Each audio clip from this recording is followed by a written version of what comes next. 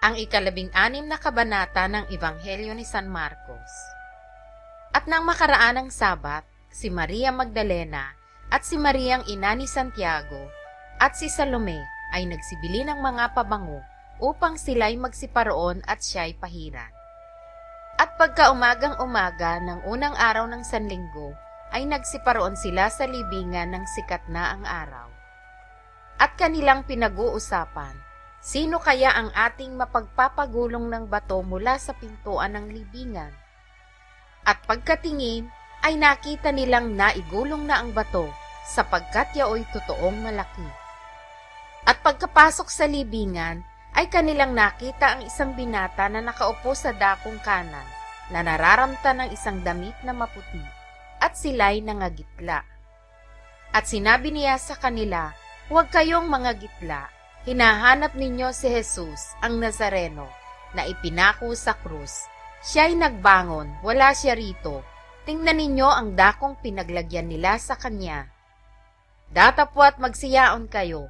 Sabihin ninyo sa kanyang mga alagad at kay Pedro, siya'y nangunguna sa inyo sa Galilea. Doon siya makikita, ayon sa sinabi niya sa inyo." At sila'y nagsilabas at nagsitakas mula sa libingan, sapagkat sila'y nagsipangilabot at nangagitla, at hindi sila nangagsasabi ng anuman sa kaninuman, sapagkat sila'y nangatatakot. Nang siya nga'y magbangon ng unang araw ng Sanlinggo, ay napakita muna siya kay Maria Magdalena, na sa kanya'y 7 demonyo ang pinalabas niya. Siya yumaon at ipinagbigay alam sa mga naging kasamahan ni Jesus, samantalang sila'y nangahahapis at nagsisitangis. At sila, nang kanilang mabalitaan na siya'y nabuhay at nakita ni Magdalena, ay hindi sila nagsipaniwala. At pagkatapos ng mga bagay na ito, ay napakita siya sa ibang anyo sa 2 sa kanila, nang sila'y nangaglalakad na patungo sa bukid. At sila'y nagsiyaon at ipinagbigay alam ito sa mga iba, at kahit sa kanila'y hindi rin sila nagsipaniwala.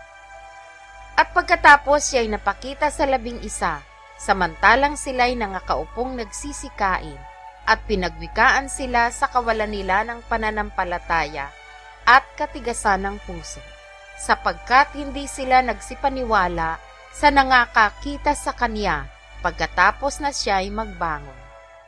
At sinabi niya sa kanila, "Magsiyaon kayo sa buong sanlibutan at inyong ipangaral ang ebanghelyo sa lahat ng kinapal.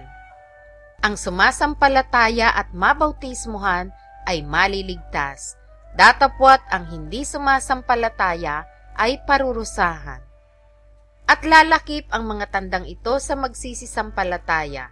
Mangagpapalabas sila ng mga demonyo sa aking pangalan. Mangagsasalita sila ng mga bagong wika. Sila'y magsisihawak ng mga ahas, at kung magsiinom sila ng mga bagay na makamamatay, sa anumang paraan ay hindi makasasama sa kanila. Ipapatong nila ang kanilang mga kamay sa mga may sakit, at sila'y magsisigaling." Ang Panginoong Hesus nga, pagkatapos na sila'y mga kausap niya, ay tinanggap sa itaas ng langit, at lumuklok sa kanan ng Diyos.